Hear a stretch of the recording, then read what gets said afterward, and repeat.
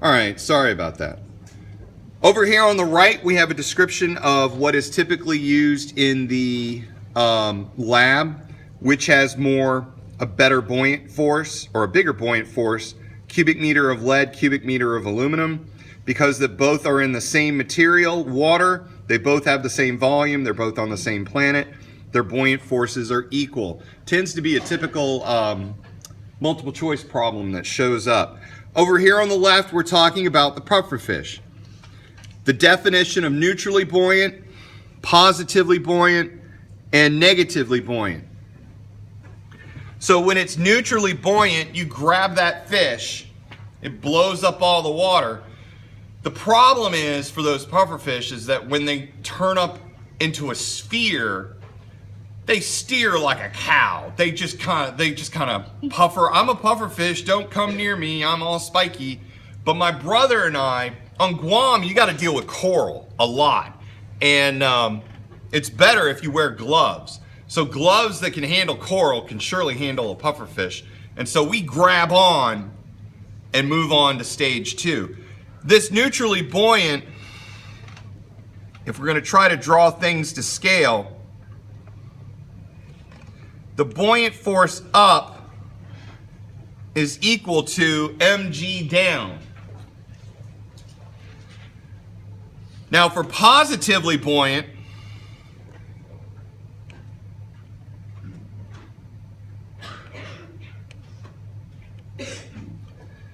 what we do then, one of us would hold the pufferfish upside down. Now we're doing this at about, they don't go deeper than like 30 feet. They could, but most of the time they're in the 20 to 30 foot range. And we go and we take that pufferfish and we flip him upside down. His bladder at the time is full of water. And what the other one does is they take the air regulator out of their mouth, put it up to the mouth of the pufferfish, and then hit the manual air release button until all the water in the pufferfish has dispersed and is now just like a big beach ball. What that does is it reduces its mass because the water in the balloon is counted as the mass of the fish. So that is small compared to the buoyant force, which is still fairly big, or even bigger if it increased its volume. And now, the net force is up. So what happens when you have something with a positive buoyant force? It goes up. And so what we did is we let go of the fish. And that fish, like a balloon, just goes, rips right up to the surface. The air in the bladder increases volume as the pressure decreases. So the air is continuing to rush out of this thing like a little rocket engine or a little balloon. And it reaches the top and then deflates like a little whoopee cushion and just goes, and then at the top of the water, that's our poor pufferfish. At that particular point, it's very flat. When they reach the top, they flatten out. All that air comes out, and they're a little tired because of what has just happened to them. And their buoyant force decreases, but they still have an appreciable mass, and their net force is down. So this is neutrally buoyant, the forces are equal. Positively buoyant, the fish has been flooded with air, its mass is decreased, its force is pushed up. And then we have negatively buoyant, its forces are negative, so it will come back down. And so what happens? The fish deflates and then starts sinking in a really kind of random fashion because it just had no idea what happened to it, where there are two teenaged divers waiting for it to reach the bottom, and then we repeat the process. It was positively buoyant and positively entertaining. It never got old. A couple of years later, I was talking to my brother about it, and he said that he was teaching it to the other divers. So there were multiple divers going in there like every day and torturing these poor souls. And eventually, he said, they got to the point where the fish just went, no, I'm not your little plaything. I'm not going to blow up for you because I know what you're going to do to me. And I said, well, how do you encourage them to blow up? And he goes, well, not proud about it, but what you do is you take your thumbs and you cover the eyes of the pufferfish, and then you just shake it. And that lets the pufferfish know you mean business. And then you can have fun with it. Then it's this. One student, after this type of lecture, came to me later and she said, I know so much more about you. It all makes sense now. And it is. Like I said, in my problems, I don't kill pets. I don't kill animals. I do annoy them from time to time, but I don't physically harm them. Now, one thing that you may have heard before, the fish of fury. We now understand where the fish of fury comes from. Why is the fish so furious? It's been blown up like a balloon for years, and it's angry and it wants payback. So that ties in the whole thing. Well, let's do some examples of buoyant force.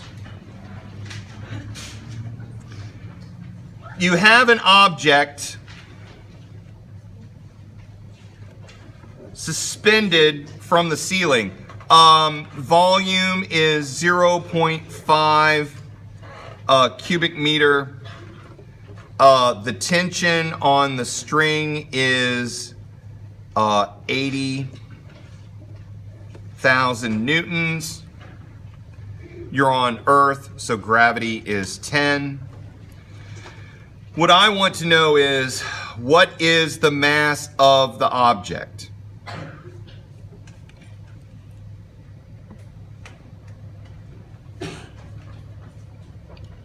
And real quick, so I have a list of numbers.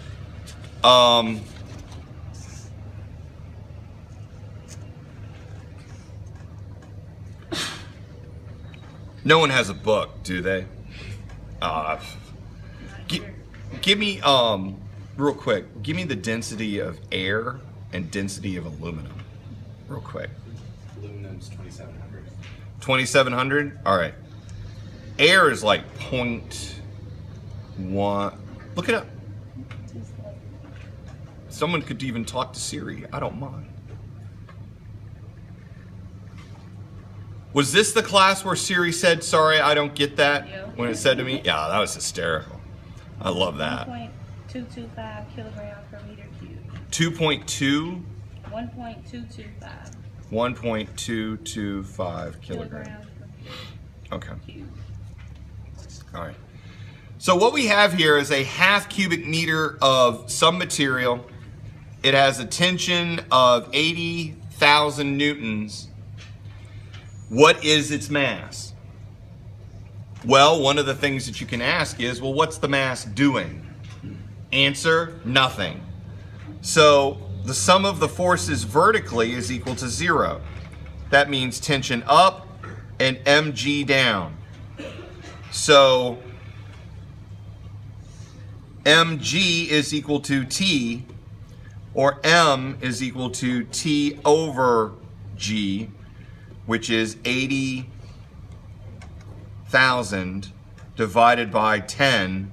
So there is 8,000 kilograms of material at the end of the string.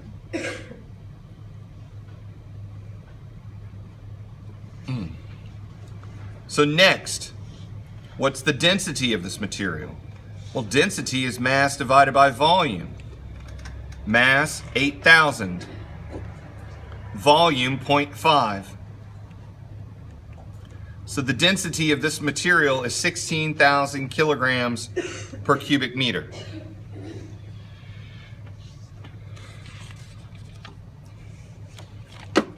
So one of the questions that we may ask is, why do we ignore the buoyant force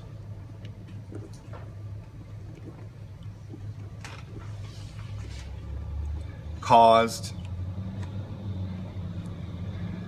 by the air? Right now, we're in a room full of air. The air wants to occupy the space where we are. The thing is that it follows the buoyancy force equation as well. The buoyant force is the density of the fluid being displaced times the volume of the fluid being displaced times gravity. The density of air is 1.225. The volume is 0.5. Gravity is 10. So this is roughly 6 newtons. Let's see if I got that right. 6.125 to be precise. Oh, and our lovely truck meeting. All right. The tension of the string is way greater than the buoyant force. In fact, if you took the buoyant force and divided it by the tension,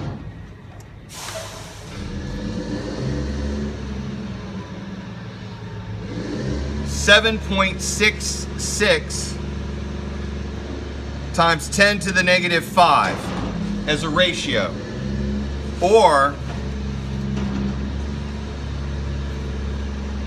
0.008%.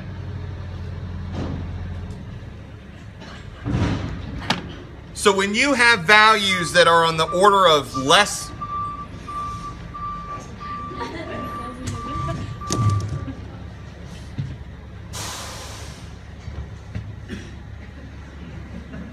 I want to throw my coffee at it, but all right.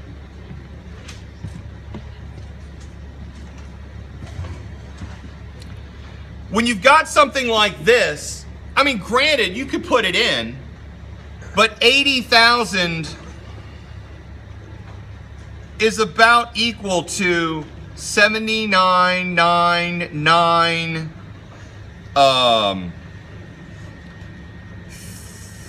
3. Those things are effectively equal. So when something like this happens, when you've got a solid mass in air, it's really not a big deal. What is a big deal is if we took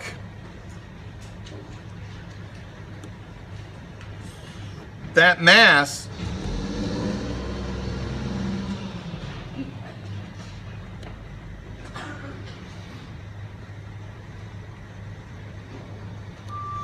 and put it in water.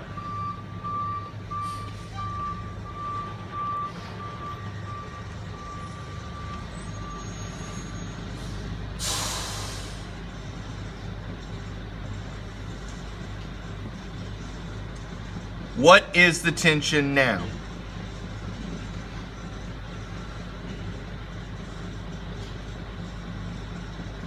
Really? Is he taking a break right now?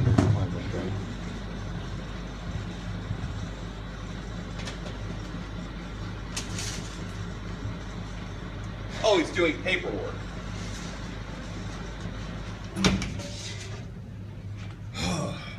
All right.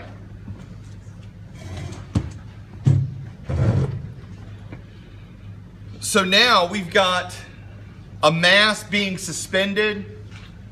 The object is sitting in water. This looks eerily like what goes on in the lab. What's the new tension? If you did a force diagram, tension is up, mg is down, but now there is a new force, the buoyant force.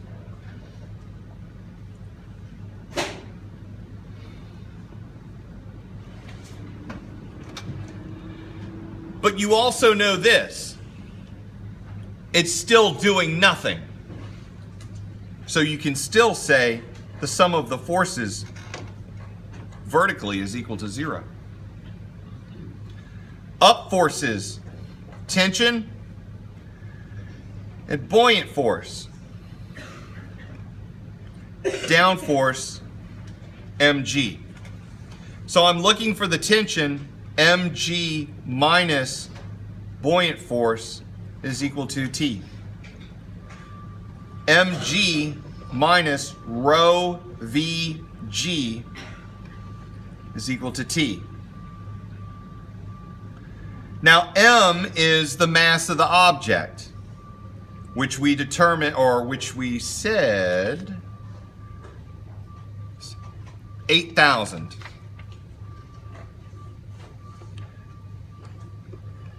Gravity is 10. The fluid being displaced is water. The volume being displaced, it's the total volume. And then we've got gravity again. So 80,000 minus, wait,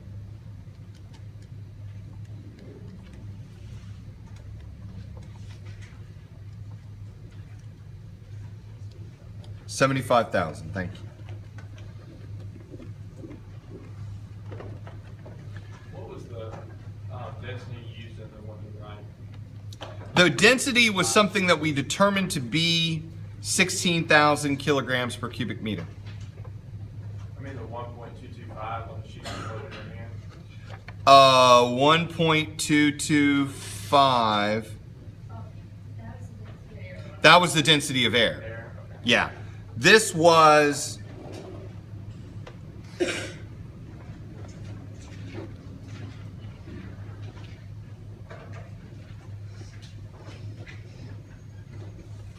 determining what that was.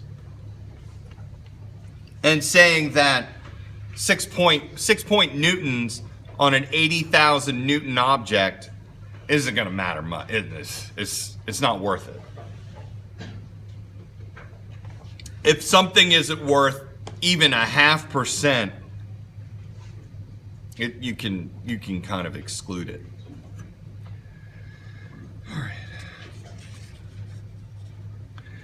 But because the object is now not displacing air anymore, it's displacing water, that does have to be taken into account. So if you had various gases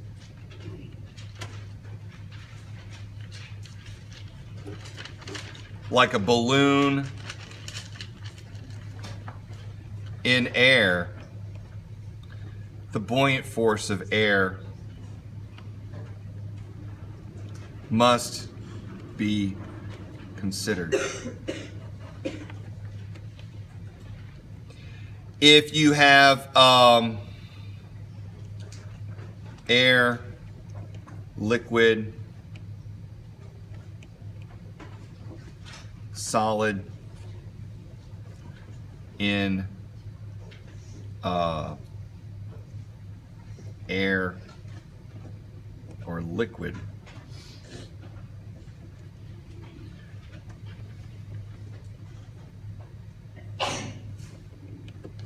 the buoyant force from the air may be ignored because it just isn't big enough to affect the main part of the problem. I mean, if you want to be exact, yeah, go to town. But certain problems arise where you just don't really need it. It doesn't help the problem. Case in point, you have a sphere, and it's a hollow sphere. So the sphere has a mass of 8,000 kilograms. The volume of the sphere is, and let's make it 30 cubic meters. And it's filled with a combination of water and air. And it's underwater. It's fully submerged.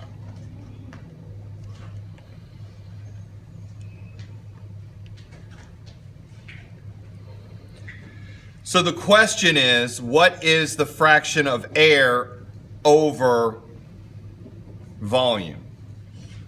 So we have an infinitely thin spherical shell. In it contains water and air.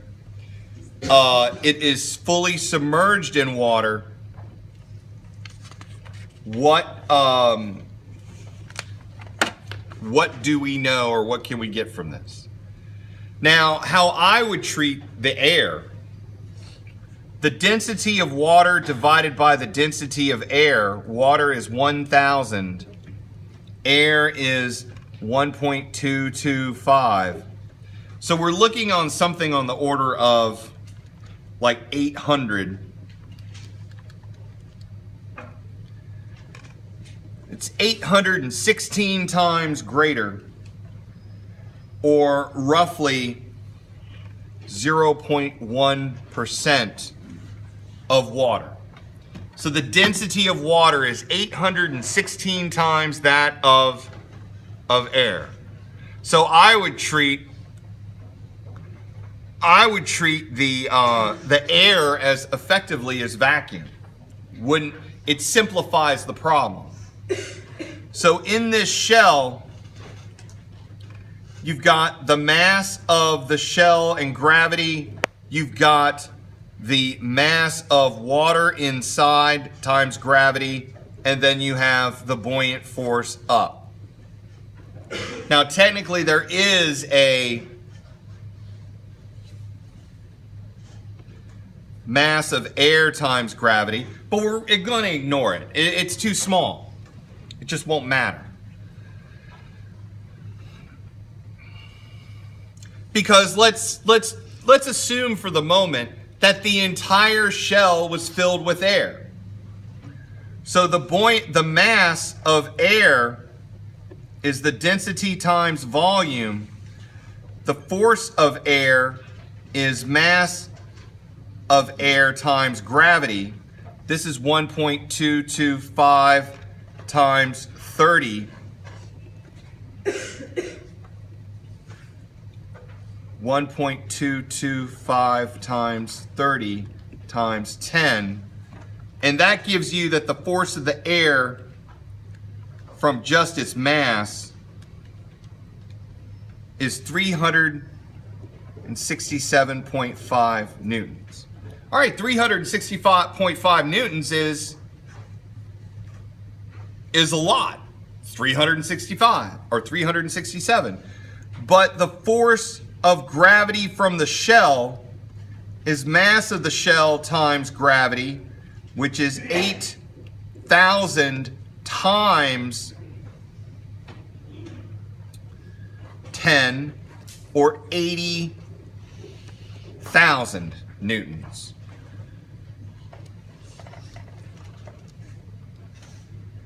So this is roughly 1/2 of a percentage point. It's not going to matter. If, and this is one of the reasons why it doesn't matter, you guys are a bunch of plugging, chugging, rounding fiends. You will round 3 or 4 times before the end of this problem. The error that you create is much greater than the 0.5% we lop off, assuming that air is effectively vacuum. It just won't have any effect on the end problem because you guys are just slamming numbers all around. So the uncertainty of your problem absorbs this uncertainty because it's just so much greater. Also, in 213, I'm perfectly accepting of the fact that you guys round. Your answers could be off by 5%. That's fine. So errors of 0.5% don't concern me. If this was an honors class, I would definitely be throwing like, we've got to keep the answers within 1% because you guys will be algebraically solving this or I will kill your GPA slow. But this is 213. We're just really trying to get through it and survive. So next on the this particular problem, well, we got to work on the water. The sum of the forces vertically is equal to 0. Buoyant force, mass of the water, gravity, minus mass of the sphere, gravity. I'm going to move my mass of the water over here. 30 is the volume of the shell, of the sphere.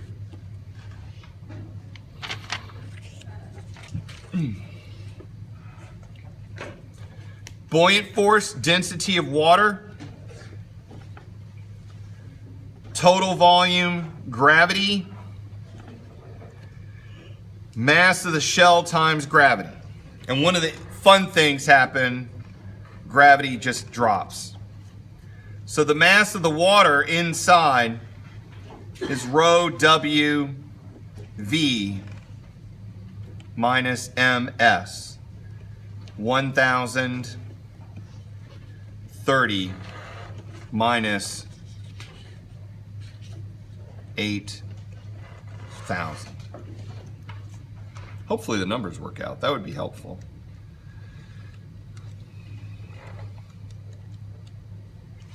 $22,000 kilograms of water.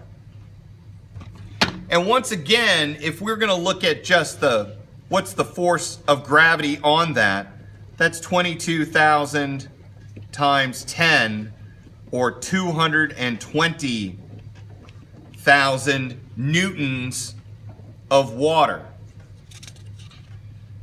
which is much greater. Do I have an extra 0? 1, 2, 3. No, I multiplied by 10. Are we sure? Am I right now? Okay. We're gonna let that slide. I don't judge. It's 8:40 in the morning. This is much greater than 367.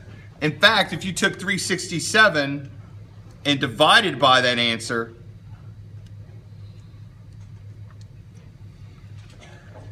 you get something on the order of 1.66%. So it's still not, the 367 still, whoa, it's a lot less than that. 367 divided by 220, whoa.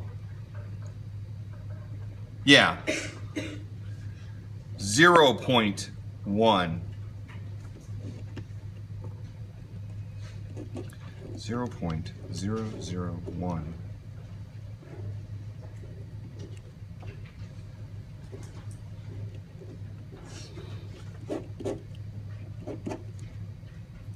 So the force of the air in this thing is, if it was entirely of air, is way less than the water that's in there. So getting back to our main story, I now know that there are 22,000 kilograms of water in it. Mass is density divided by volume, so volume is density divided by mass. That means density is 1,000. Did I get it right? What's the volume of water? What did I do wrong here? That's wrong. What should it be? Rewrite it. Give it to me. Say it out loud. Don't whisper it.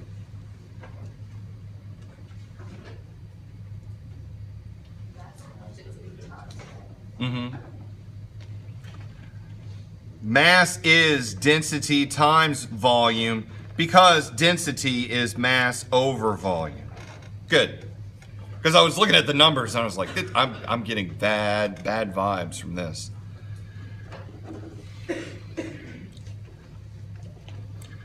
So volume is mass divided by density. The mass is 22,000. The density is 1,000. So the volume is 22 cubic meters. That's how much water is in this thing. Now the volume is 30. So the volume of air is equal to the volume of the sphere minus the volume of water. Because anything not occupied by water is going to be air. Volume of the sphere, 30. Volume of the water, 22. So there is 8 cubic meters of air. So the volume of air divided by the total volume is 8 divided by 30, or 0.267. That's the fraction of air in this object. So we do all this to prove why we don't consider air. Yeah, because what we do is we make a fundamental decision, you know what, I'm going to exclude air. And then we run through it, and along the way, we look at the fraction of, well, if we took air into account, how big would it be? Less than 1%. I don't really care about less than 1% differences. They can be ignored. Now, if you had something, and I'll just briefly touch on it because we gotta go back to the Bernoulli's equation for a little bit, is if you had, let's say, helium in air, and you've got a rope pulling it down, and this is a shell, like a balloon. Now you do have to take into consideration the density of helium is about the same as the density of air. So both must be considered.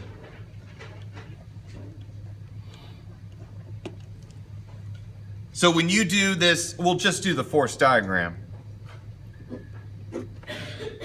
You have the tension coming down. You've got the mass of the shell and gravity coming down.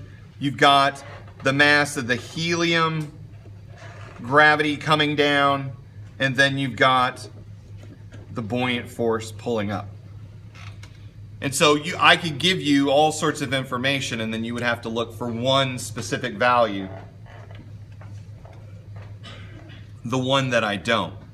But in this particular case, you do have to take into consideration the helium in the air.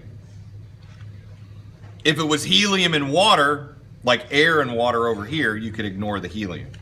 But in this case, because helium and air, helium's like 0.12 or something like that. Granted, it's 10% of the value of air, but it's not less than 0.5%. So it must be considered. All right, what we're gonna do is we gotta change. So that one, when you said your tensions and then all your masses and stuff, you make those negative? Or would Yes, you make- anything, now, in this case, yes, because up is positive and down is negative. So tension would be negative. If I were to set this up, sum of the forces in Y is equal to 0, which is equal to positive buoyant minus T minus mass of the helium, gravity, minus mass of the shell times gravity. And that would be the setup. Now it all depends on what I give you and what I don't give you. On the diagram you drew, what's that on the left side? Is that MSG? This, No, second. this, No, the diagram. this, Yes. MSG. On the right. That's MHEG, mass of the helium.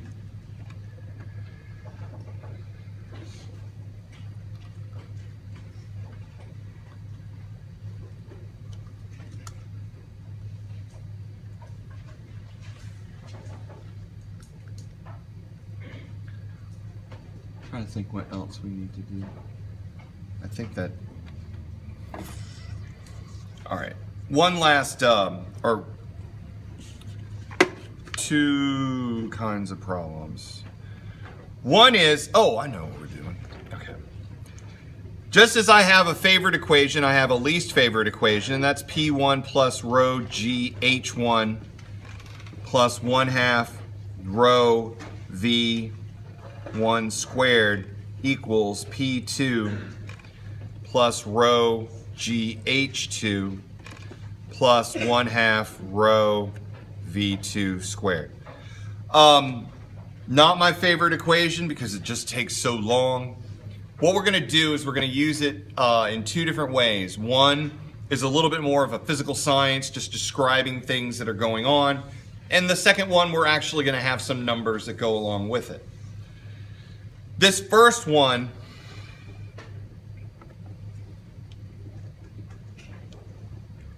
it's the shower curtain problem. And it's not exactly a problem, it's just an explanation.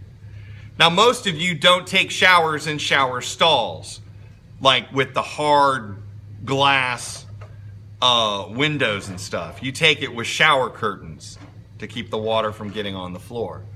And most of you are cheap. Some say penny wise. Nah, you're cheap. So you only buy that single shower curtain.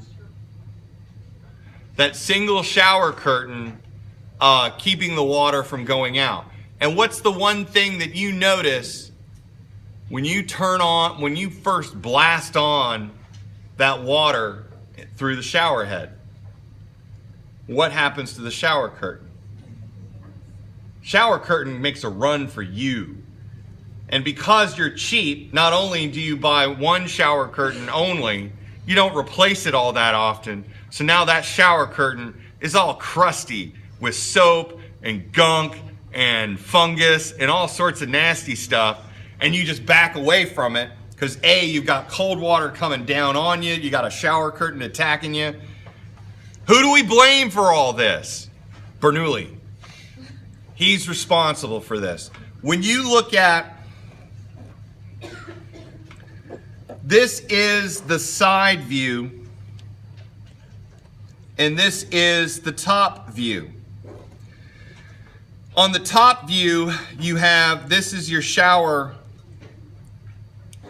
head, and then the water pushes the air to the right. So the V on the inside is non-zero. The velocity on the outside is 0. And I'm going to use that as the inside, and this is the outside. So the velocity on the inside is greater than the velocity on the outside.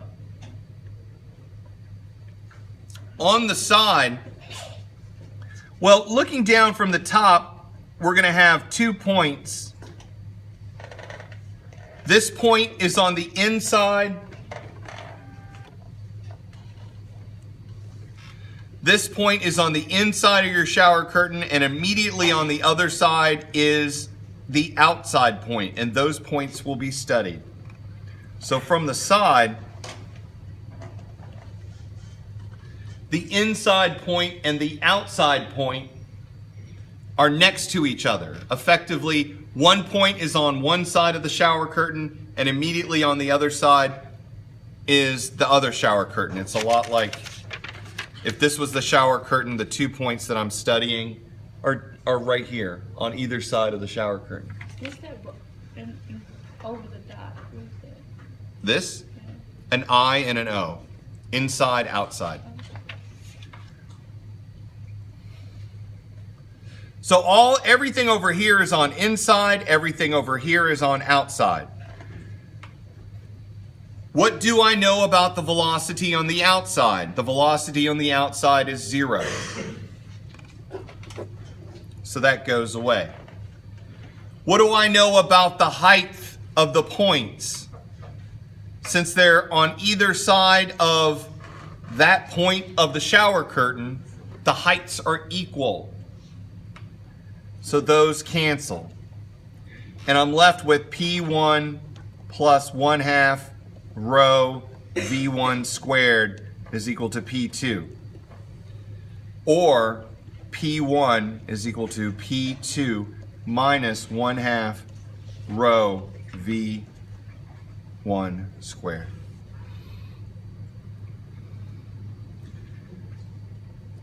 Using that term, P1, the inside pressure, will always be less than P2.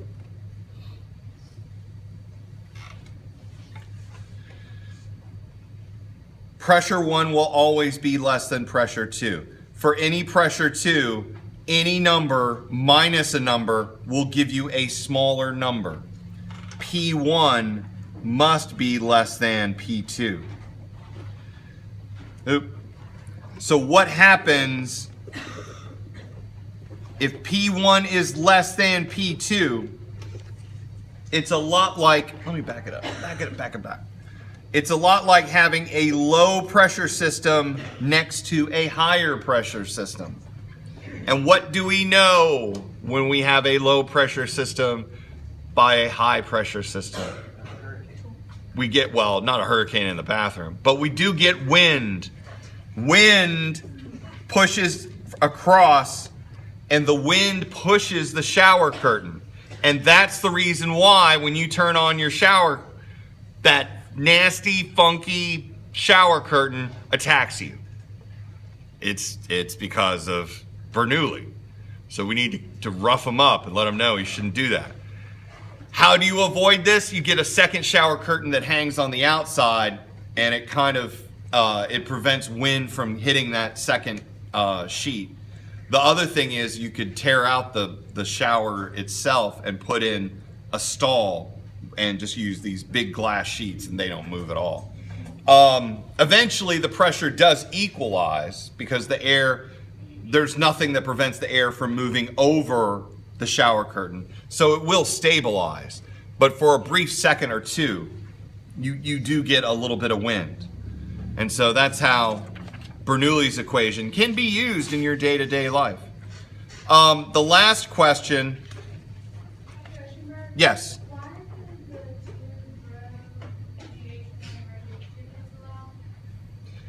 Why did these cancel out? Because they are at, the 2 points that I'm studying are on either side of the shower curtain. They're at the same height. And that's it.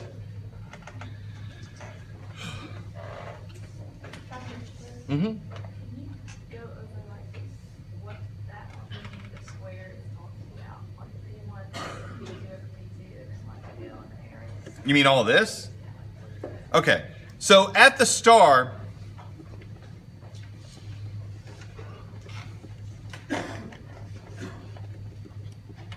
we have this. And it says for any P2, P1 will always be less than P2. Because when you have a P2 and you take away something, this number will be less. So P1 is always less than P2. This means that on the inside and the outside, inside pressure is P1, outside pressure is P2. P2 has the higher pressure, P1 has the lower pressure. which means you get wind to balance it out. And that explains it. All right. So the last thing that we'll cover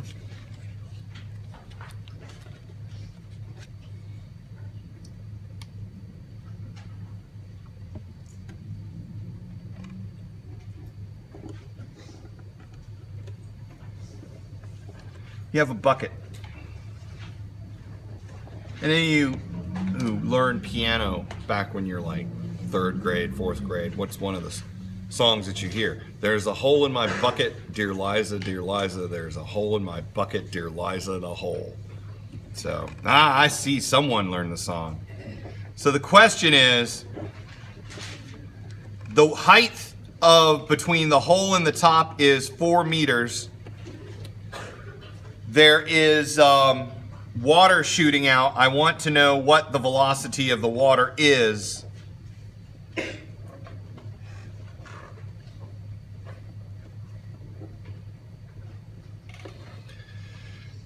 So for something like this, we need to understand Bernoulli's equation.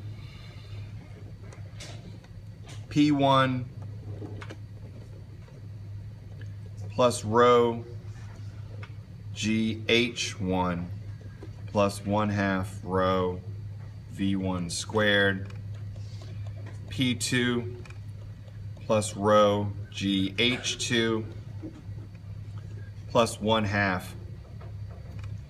rho V2 squared. Okay. A little bit focused up on